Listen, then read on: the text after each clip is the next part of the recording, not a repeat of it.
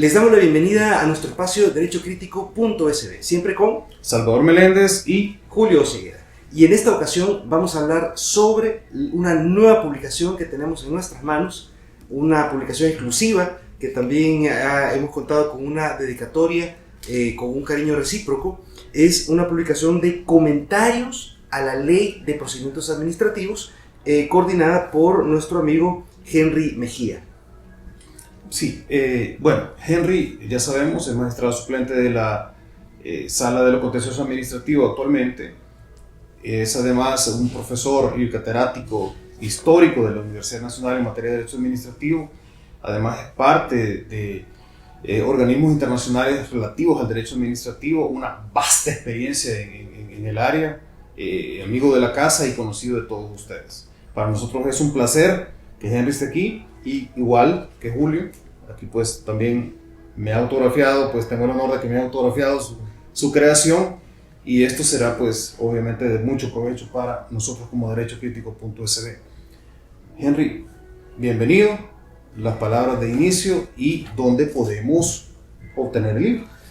Bueno, en primer lugar, muchas gracias a dos connotados abogados, juristas y amigos, Salvador Meléndez y a Julio Cegueda, que nuevamente me tienen la oportunidad de estar en este prestigioso espacio como es el Derecho Crítico. En esta oportunidad vamos a referirnos a varios temas, en primicia sobre comentarios a la Ley de Procedimientos Administrativos. Quiero aclarar que no es un libro reciente de su publicación, sino que es un libro que se publicó pre-pandemia, antes de la pandemia, y sigue teniendo vigencia porque tiene estudios sobre la Ley de Procedimientos Administrativos, a lo cual vamos a referir más adelante.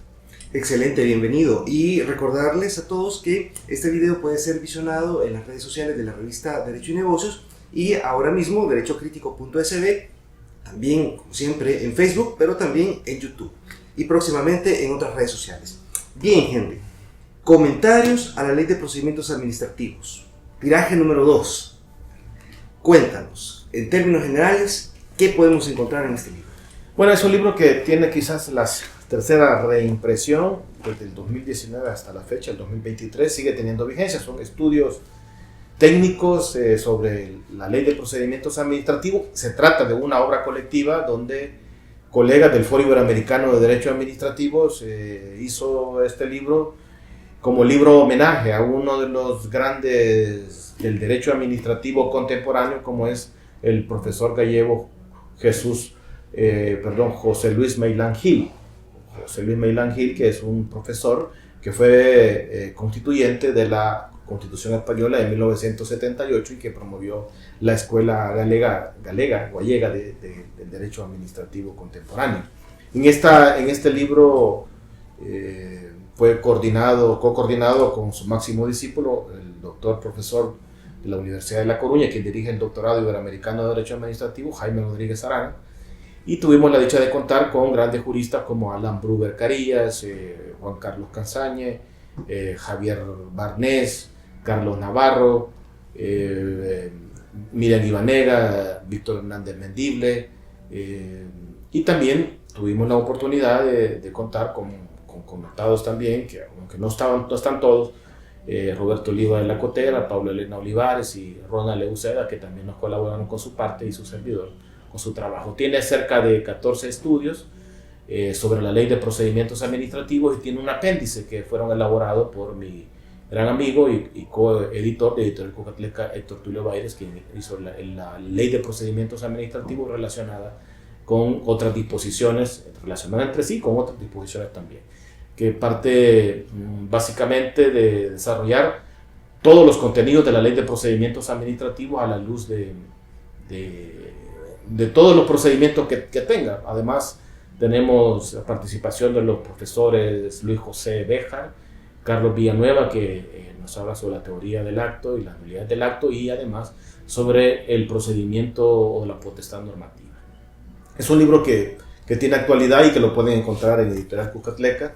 Está dedicado a uno de los grandes legados del derecho administrativo como que ha dejado el profesor José Luis Meilán Gil, que de grata recordación, que falleciera en el año 2018 y que ha sido un revisionista, al que ha rebobinado el derecho administrativo clásico y que básicamente ha impulsado el derecho administrativo de la dignidad humana, que tanto hace falta en la actualidad. Ok, excelente, Henry. La verdad que yo he leído muy buena parte de este libro y es súper interesante. Hay cosas que uno a veces está de acuerdo, no es típico del derecho, pero es un libro de obligatoria lectura, de cabecera para todos los que amamos el derecho administrativo. Recomendadísimo. Bien, Henry, en el derecho administrativo salvadoreño, pues históricamente habíamos tenido una dispersión de normas, miles de instituciones autónomas y demás, un derecho administrativo bastante disperso. Sin embargo, viene una ley de procedimientos administrativos, una LPA. Sin embargo, esta ley viene como a constituirse en una especie de marco normativo para todas las demás normativas, y queremos saber tu opinión de cuál fue la necesidad, según Henry Mejía, de esta ley de procedimientos administrativos. Bueno, buena pregunta. Quizás es la de rigor con la que se debe iniciar. La ley de procedimientos administrativos significó un hito histórico para el derecho administrativo salvadoreño. Antes de la ley de procedimientos administrativos habíamos una dispersión de procedimientos, cada ley establecía sus procedimientos, sus plazos, y además había ausencia de regulaciones sobre las reglas procedimentales, además sobre los derechos y principios aplicables a todo procedimiento administrativo, y básicamente el punto de partida de los procedimientos que hoy en día tenemos estaba de lado, como es el caso del ciudadano. El ciudadano era tratado más bien como un objeto y se daba mayor preeminencia al caso de la administración pública. Era necesario también uniformar la vía de recursos administrativos, regular procedimientos de anulación, por ejemplo, de las nulidades de pleno derecho, procedimientos de responsabilidad, procedimientos y reglas de ejecución del acto administrativo, y además sobre el contenido de los elementos esenciales del acto administrativo. La ley de procedimiento administrativo nos trajo un gran avance porque, bueno, vamos a hablar posteriormente de ello, pero yo dejo que para la enseñanza mucho más. De todo es conocido que el derecho administrativo es incodificable, siempre es una de las grandes preguntas. Yo les digo, no es que, bueno, es cierto, es incodificable, no podemos tener un código administrativo, pero sí podemos tener la ley de procedimientos administrativos, que básicamente sustenta los grandes marcos de la administración pública, las grandes reglas, los grandes principios por los cuales toda administración pública debe de actuar en su momento. Y con la ley de procedimientos administrativos nos deja claro 5 grandes cosas: regulaciones sobre la teoría de la validez o invalidez del acto administrativo, reglas de procedimientos en general, además responsabilidad patrimonial de la administración, potestad normativa, procedimientos, reglas sobre la potestad sancionadora, y bueno, las regulaciones de los derechos y los principios que deben de seguirse las actuaciones administrativas para con los ciudadanos, que eso ha sido de vital importancia, y nos ha mejorado, por último, que no es el menos importante, como fomentar la enseñanza del derecho administrativo, porque antes tenía estudiantes que decían, no, mire, yo no quiero estudiar derecho administrativo porque es árido.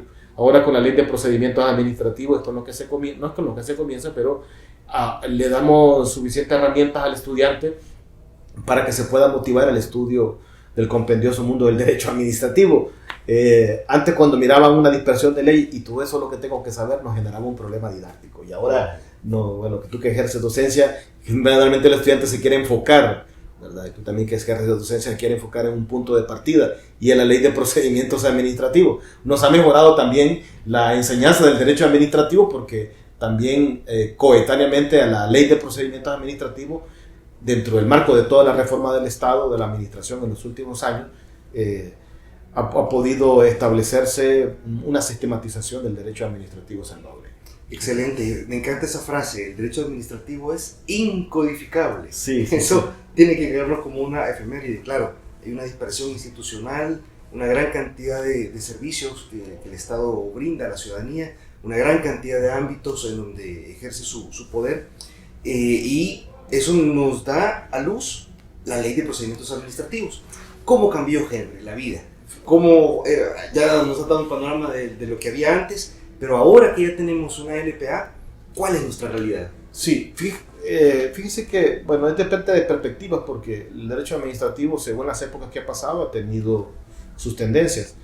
El profesor Jaime Rodríguez Arana, y igual que tomando el legado del profesor José Luis Mailán Gil, hablaba del derecho constitucional administrativo, que las grandes bases que daba el derecho administrativo era a través de la Constitución. La nuestra, la Constitución de 1983, la española del 78, y lamentablemente durante la década de los 90, que pasamos un conflicto armado, y el inicio de los 80, 90, pues había demasiada arbitrariedad del funcionario. Yo no digo de que no exista en la actualidad, pero igual no existieran litigios en la actualidad, pero las arbitrariedades eran tan graves de que no habían ausencia de procedimientos, tanto que se creó la ley de procedimientos para la imposición de multas y arresto administrativo por ausencia de procedimientos.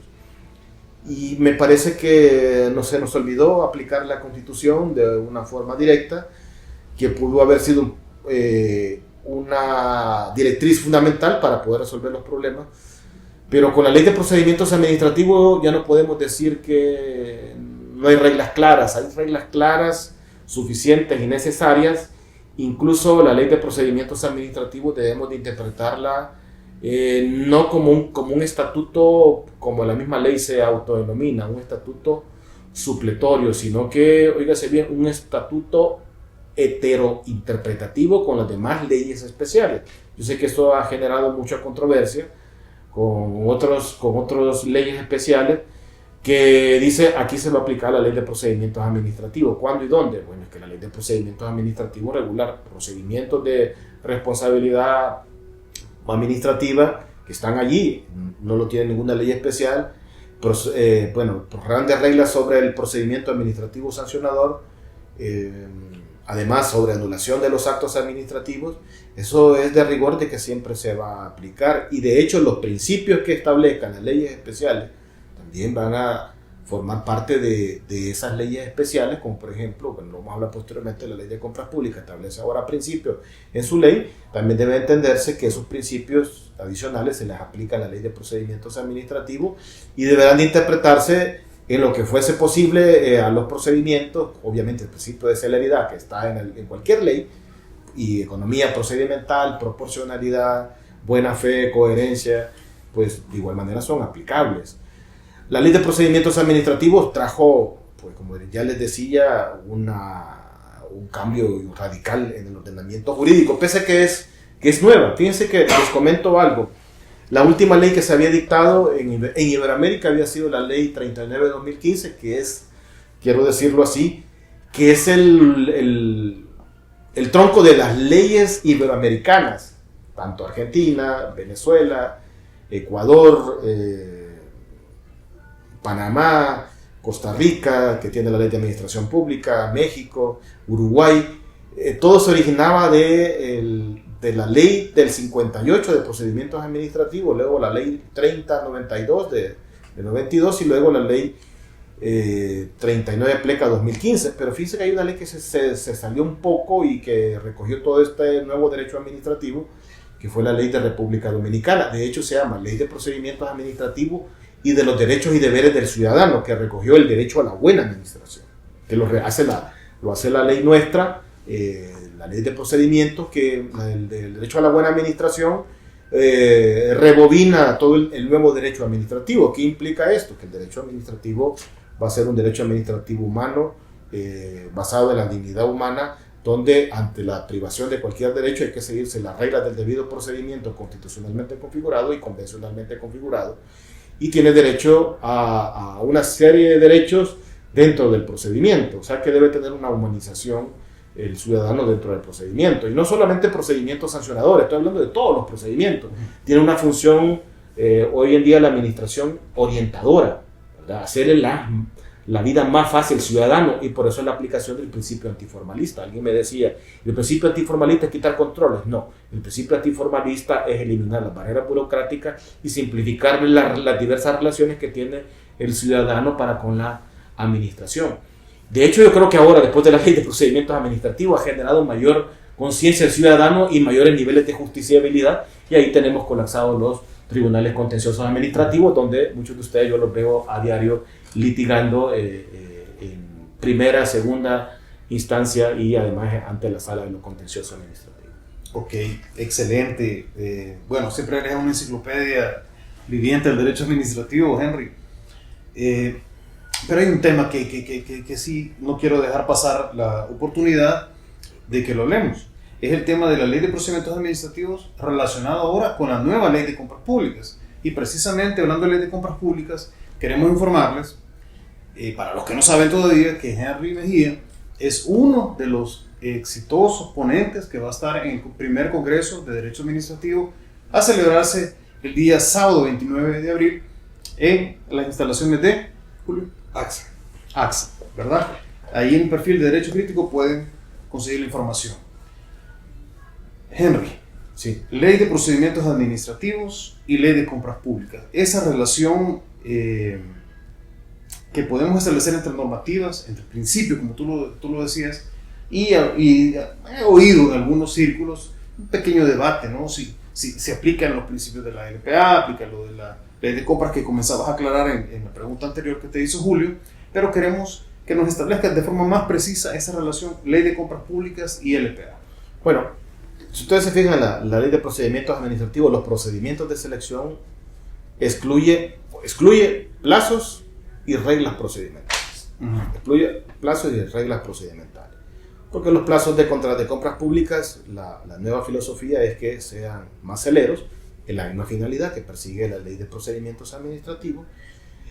El uso de las nuevas tecnologías, que es un derecho del ciudadano para con la administración, relacionarse con el uso de las nuevas tecnologías. Ahora vamos a tener la contratación pública en mecanismos electrónicos y podemos ver de que las compras públicas tendrán que ser mucho más expeditas y establecer los fines que persigue la administración. Es el interés general, que es uno de los pilares del derecho a la buena administración, como la objetividad y la imparcialidad. Entonces, con lo que acabo de decir, todo lo que persigue el derecho administrativo, el derecho administrativo a través de la ley de procedimientos, lo persigue la ley de compras públicas. Si vamos a buscar antinomias entre la ley de procedimientos administrativos y la ley de compras públicas, yo creo que no las hay.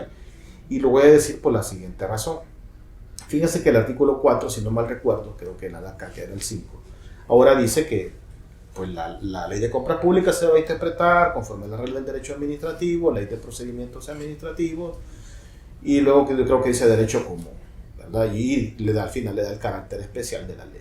Es que es obvio, la ley de compras públicas es el carácter especial en materia de compras, pero la ley de procedimientos administrativos es especial en materia de procedimientos. Entonces, ¿qué implica ahí? Nosotros lo que tenemos que hacer, como el debate académico que siempre se hace, es hacer una heterointerpretación, ¿verdad? Una heterointerpretación. Y yo creo que no veo que exista debate. De hecho, la ley de compras públicas hace unas remisiones a la LPA y ahí reconoce el carácter heterocompositivo que pueda tener o heterointegrador que pueda tener la ley de compras públicas para con la ley de procedimientos administrativos.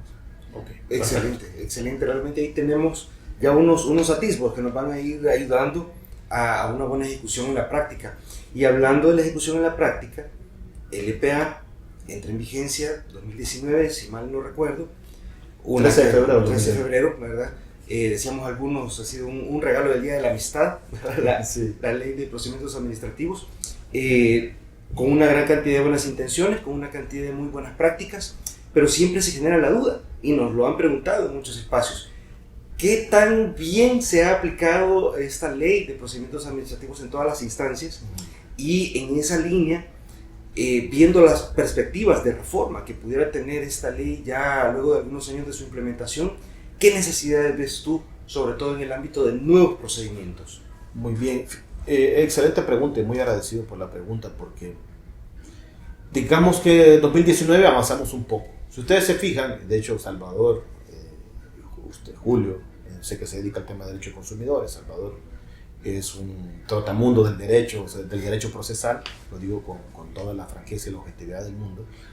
Se impulsó primero el contencioso administrativo, luego el procedimiento, pero tuvimos ahí un parón con el caso de la pandemia.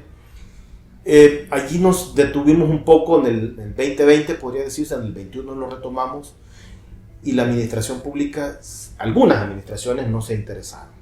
Me dio mucha pena que las administraciones públicas interpretaran aquel artículo 166 de las disposiciones transitorias, en que mientras no se adecuaban a la ley de procedimiento iban a ir aplicando su normativa. Eso no es así, ¿verdad? No es así. Incluso tributarios que generan más problemas que la ley de compras públicas, lo tributario es lo tributario, y sus reglas especiales de exigibilidad o fiscalización, o en este caso determinación de oficio del impuesto, son reglas propias del derecho tributario, pero está seguido de procedimiento. Los principios siguen siendo los mismos. El principio de verdad material que establece el Código Tributario lo hace también la Ley de Procedimientos Administrativos. Por eso yo a veces no digo de que existan antinomias. Lo que ha pasado es ha habido incapacidades de algunos funcionarios de no tener la voluntad de no aplicar verdaderamente la Ley de Procedimientos. Y fíjense que la Ley de Procedimientos lamentablemente se da en un salto pandémico que básicamente es un nuevo orden, no solamente mundial, sino que de carácter jurídico. Nos empuja a los temas que tú siempre has sido aficionado, Julio. Sé que el tema de inteligencia artificial, de gobierno electrónico, tú eres un experto, y nos empuja al uso de las nuevas tecnologías. La Ley de Procedimientos Administrativos tiene la regulación y reconocimiento del derecho a relacionarse. Creo que el profesor Hugo Pineda estuvo anteriormente hablando sobre ese tema, o va a hablar sobre ese tema. Pero lo reconoce allí. Luego el 18 y el 19 establece el uso de firma electrónica en los procedimientos, pero la Ley de Procedimientos Administrativos no establece mucho más reglas de las que establece el 18 y 19 y el 71, el uso de las nuevas tecnologías. ¿Qué significa esto? Por ahí comienzo. Creo que necesitamos, ahí hace falta regulaciones sobre reglas de procedimiento electrónico. O sea, si bien se fijan, ahora establece compras públicas electrónicas, la regulación de nuevas reglas de procedimiento electrónico que deben estar en la Ley de Procedimientos, no en un reglamento, me podría decir que ahí necesitamos pegar un salto y hacer una ampliación, una adición. Yo no digo de que lo que no esté malo, lo digo que es insuficiente, porque después van a ver, por ejemplo, inteligencia artificial y otro tema que lo desarrolla la Ley de Procedimientos, como es el caso de la confidencialidad y protección de datos. Lo dice la Ley de Procedimientos, no lo dice una nueva ley, la Ley de Acceso a la Información. Entonces, por ahí creo que hay que comenzar las nuevas regulaciones de procedimientos, y hay algo que la Ley de Procedimientos no reguló y que incluso podríamos estar ante una inconstitucionalidad por omisión parcial. Me refiero al caso del artículo 14, por eso digo el 14 de la Constitución, en cuanto que no reguló la forma de ejecución de manera correcta de las sanciones, sobre todo de multa, ¿verdad? La multa puede permutarse, bueno, pero si ustedes se fijan, la multa que puede permutarse o puede modificarse es multa que vayan afectados a los intereses comunitarios o los intereses sociales. Eso es lo que dice el artículo 14. No es cualquier multa, es una multa que el bien jurídico que protege y que se sanciona son de carácter comunitario, y por eso se retribuye. Entonces allí me parece que debió de regularse y establecerse las reglas de la permuta de la multa a trabajos de utilidad social o de trabajos comunitarios, aunque lo establece la Ley de Convivencia y Contravenciones Administrativas, pero no es suficiente. Me parece que eso lo tiene que hacer la Ley de Procedimiento. Y aquí viene otro tema, la regulación del tema del arresto, porque el arresto está en temas de militares, de materia militar y materia de policía de seguridad pública, y además en regulaciones tributarias que establece, dice que puede haber arresto, y también en temas de migración. Pero la ejecución de ese arresto no está. ¿Cómo vamos a ejecutar el arresto? Hay que dejarlo a la ley sectorial, pero hay leyes sectoriales que no están. ¿Cómo se va a ejecutar? Obviamente debe aplicarse la regla del artículo 27 también de la Constitución. Ahí me parece que hay una inconstitucionalidad por omisión parcial, porque la Ley de Procedimientos no lo hace. Curiosamente lo hacía aquella ley sectorial de Ley de Procedimientos Administrativos para la imposición de multas y arresto administrativo. Ahí decía cómo se iba a ejecutar el arresto. Hoy no lo dijo la Ley de Procedimientos. Eso por otra parte. Y la otra parte, que no hay regulaciones, que me parece que debieron estar regulados, son sobre los procedimientos trilaterales. Tú eres un experto en derecho de consumo y derecho de la competencia, aparte de inteligencia artificial. ¿A qué me refiero? Debió establecerse las reglas del procedimiento trilateral. ¿Cuál es el procedimiento trilateral? Donde hay dos particulares en conflicto y la administración es mediadora, básicamente. Entonces, las reglas del procedimiento trilateral debieron de quedarse ahí y establecer formas alternas de resolver conflictos dentro de los procedimientos en las reglas de los procedimientos trilaterales. Me parece que deben de estar allí en la ley de procedimientos administrativos. Y bueno, con todo el respeto, yo creo que el procedimiento administrativo que se regula en el 62 de la ley sobre responsabilidad patrimonial, que tú ya hemos hablado, Salvador, me parece que habría que replantearse, porque dejar que la administración deduzca responsabilidades de los servidores públicos no lo veo viable, ni tampoco objetivo ni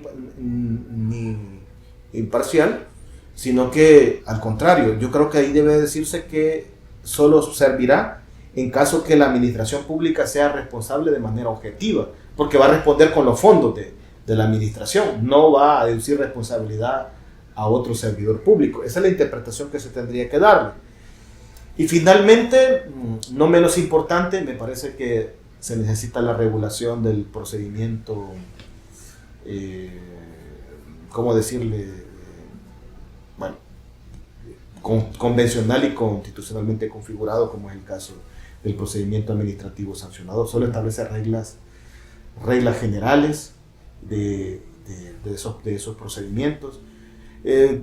Me parece que, bueno, alguien me va a decir, mire, pero tiene 4 años la ley de procedimientos administrativos, yo solo estoy dejando en el tintero, para que en un futuro no pueda abolir la ley de procedimiento. La ley de procedimiento le da seguridad jurídica a los ciudadanos. Y me parece que con todo y todo se necesita. Oiga, yo no estoy hablando de mejora, estoy hablando de que faltan regulaciones a raíz de la otra ley de mejora regulatoria con la que ya hemos hablado con Salvador y con la ley de eliminación de barreras burocráticas, que hace falta las regulaciones o la creación del Tribunal de Eliminación de Barreras Burocráticas para que puedan sancionarse aquellas personas que no cumplen, ojo, y con esto termino esta pregunta, las reglas del silencio administrativo positivo. El silencio administrativo positivo es una especie de atrofia para el ciudadano, y la administración lo que debe de hacer es cumplir las reglas del silencio para tales efectos, porque no puede decir, mire, no es legal lo que en todo caso se determinó como el silencio. Bueno, tiene también esas reglas para deshacer el efecto de ese acto administrativo. Y hay otra cuestión. El ciudadano litiga él solo, o sea, hay ciudadanos, y yo les digo, mire, no hay ningún problema que no comparezca sin abogado. Yo les digo, en principio no, pero lo más seguro es que pierda el procedimiento. De hecho, pues, es mejor que contrate a Salvador, a Julio, para que tengan una buena defensa, porque de lo contrario, o tengan un buen resultado, porque de lo contrario no va a salvaguardarse. Yo siempre he dicho que hay que garantizar la defensa técnica del ciudadano en un procedimiento cualquiera, no solo sancionador. Ok, qué brillante, qué excelentes reflexiones. Como siempre digo yo, o sea, poner algunos amigos que digan, no, me parece, pero el análisis, la reflexión, la crítica de lo que debería tener como nuevos procedimientos excelentes. Pero ahora bien, hay varios temas que quedaron ahí en el tintero que me parecen importantes rescatar. Yo en particular, el tema del procedimiento administrativo sancionador, yo no concibo cómo un ciudadano puede defenderse contra, digamos, la administración sin un abogado. Eso te lo digo porque lo vemos a diario. O sea, una persona que no tiene conocimiento jurídico, puede ser un astrofísico, un premio Nobel, un ingeniero espacial, pero de derecho no sabe nada. Y esta situación es muy importante porque el derecho administrativo se ha hecho técnico. Es necesario esa cuestión. Bueno, eso sería como una posible reforma. Pero ya hablando de reformas, Henry, no quiero abusar de la palabra, solo plantea también la posibilidad yo veo raro también eso, la nulidad absoluta, está regulada de una forma un poco rara ahí, no tan clara. Yo quizás en algunos temas como esos, nulidad absoluta, el tema del silencio, yo creo que necesitaría también tal vez una reforma, porque ya no sería hablar de nuevo, sino una reforma que implique una mayor claridad, ¿verdad? Un mayor orden en la normativa de estos temas. No sé qué piensas tú sobre esa mejora de estos temas. Bueno, vamos a comenzar por las bondades de la ley. Una de las bondades es que establece qué supuestos son nulos de pleno derecho. El artículo 36 de la Ley de Procedimientos Administrativos. La Ley de Procedimientos Administrativos, como la mayoría de leyes de procedimientos de Iberoamérica actuales, le da prevalencia a la teoría de la conservación del acto. O sea que el acto se puede convalidar y se puede subsanar, o en un momento determinado puede conservarse en lo que no esté contaminado con reglas de afectación del procedimiento. El problema que veo en la actualidad es el caso, por ejemplo, y ya que hablas de la nulidad y es un tema que yo sé que es provocador, el caso de la anulación de normas administrativas. Fíjense que el contencioso administrativo salvadoreño no entra sobre declarar la ilegalidad de normas, sino que eso le corresponde, según mandato constitucional 183, a la sala de lo constitucional, pero declararlo inconstitucional cuando contravenga la Constitución y vulnere una disposición de la Constitución. Uno se sigue el procedimiento constitucionalmente configurado. Pero el 118 de la Ley de Procedimiento establece procedimiento de anulación de las normas. O sea que con una norma no se ha seguido un procedimiento legalmente configurado o ha vulnerado algún derecho, le queda la facultad a la administración, bajo los mecanismos de mejora regulatoria, seguir el procedimiento de anulación, ¿verdad? Anulación, únicamente de anulación, y esa es una potestad propia de la administración pública. O sea, ¿cuál sería en este caso? Me parece que las reglas de anulación de las normas administrativas deberían de quedar mayormente detalladas y mayormente sistematizadas con la ley de mejora regulatoria y la ley de eliminación de barreras burocráticas, porque acordémonos de que ahora hay un sistema nacional de registro de trámites, ¿verdad? Y el ciudadano puede ir ahí al sitio web y decir, mire, este trámite que necesito para contratar extranjeros y realicen una actividad especial en la empresa. Dice, ahí está el trámite ya que se debe de seguir, ahí están los trámites, algunos no están, otros sí están. Y me parece que el otro tema de las nulidades es el tema del 119, que lo deja al arbitrio de la administración. Exacto. Y yo creo que en este caso me parece que el procedimiento de las nulidades debe de ser mucho más expedito, aunque se da el derecho de defensa al ciudadano, pero ya la jurisprudencia ya determinó que no es un procedimiento, aunque los argumentos no quedaron claros en esa sentencia del año 2020, no quedaron claros, y que se hizo bajo la base de las disposiciones transitorias que antecedieron a la ley de procedimientos, debe en este caso de mejorarse ese procedimiento y decir, mire, va a llevar a cabo el caso de nulidad absoluta. Lo que pasa es que hay actos de nulidad absoluta que reconocen derechos que no se puedan dejar vía administrativa. Por ejemplo, les voy a poner el caso, ya que tú tocas el caso.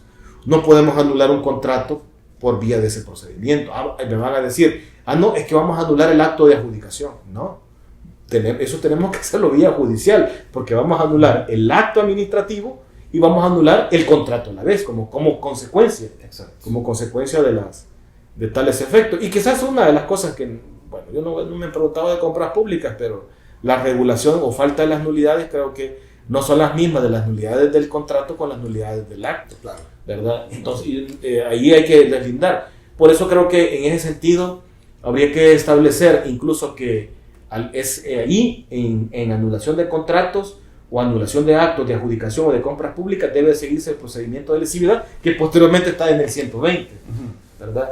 Aunque, ojo, yo creo que podemos darles interpretaciones constitucionales, ¿verdad? De mejora, esto ya implicaría la jurisprudencia de los jueces de darle ese matiz. Y el último que me preguntaba, el del silencio, fíjense que nosotros tenemos un grave problema. Tenemos dos plazos para resolver, uno 20 días y el otro de 9 meses. Ahí tenemos un gran problema, porque no tenemos un plazo intermedio. Primero, el de 20 días implica de que hábiles. La administración... hábiles, gracias, hábiles.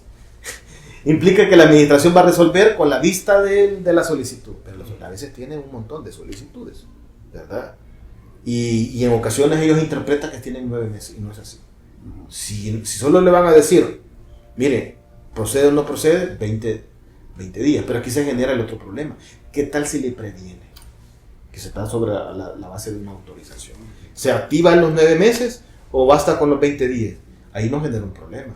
Yo sigo sosteniendo que debe ser en los 20 días. Sí, pero la administración dice, mire, pero si después le prevenimos y no subsana, ¿cuánto va a ser el plazo? ¿Se habilita el plazo de los 9 meses? Es desproporcional.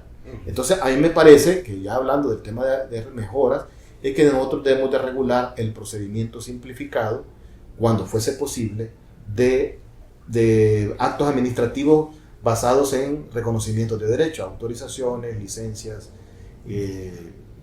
autorizaciones, licencias o permisos. Porque de los 20 días hábiles puede generar muchos problemas y muchos conflictos que creo que ha generado en temas de sindicatos. Y segundo, el de los 9 meses. Por ejemplo, si alguien me pregunta, mire, ¿cuánto tiene la administración para resolverme la autorización o no de una universidad? Que se trata de servicios públicos, que no opera el silencio administrativo positivo, sino que el negativo, porque es un tema de servicio público, de educación.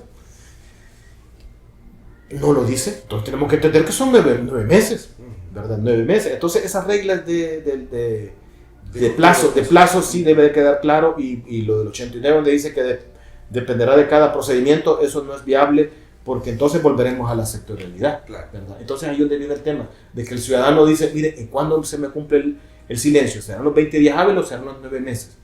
Obviamente dependerá de la petición o de la pretensión administrativa que haga, pero eso ha generado mucha confusión. A mí me parece que la ley de procedimiento debe establecerse el procedimiento simplificado, que es el de los 20 días, donde obviamente no habrán prevenciones, el otro, el procedimiento un poquito, sistematizado, e intermedio, donde puede durar hasta 3 meses, y el otro que es la regla general de los 9 meses, donde incluiríamos el sancionador y todos los matices que puedan darse según la complejidad de los procedimientos que puedan durar. Digo, esto aplicándole las reglas de la mejora regulatoria a la ley de procedimientos administrativos, y yo me disculpo si alguien no está de acuerdo conmigo, porque dirán, mire, esto está muy reciente, pero uno que ya se emocionó con la ley de procedimientos, uno quiere ver una nueva ley de procedimientos, quiere ver una mejor ley de procedimientos administrativos, claro. Y retomando el caso de la inteligencia artificial, la red de inteligencia artificial y procedimiento electrónico o el acto administrativo electrónico, las nulidades, porque alguien va a alegar nulidades del acto administrativo electrónico cuando el sistema falle o los sistemas fallen, y allí esa regulación, ahí se hay anomias.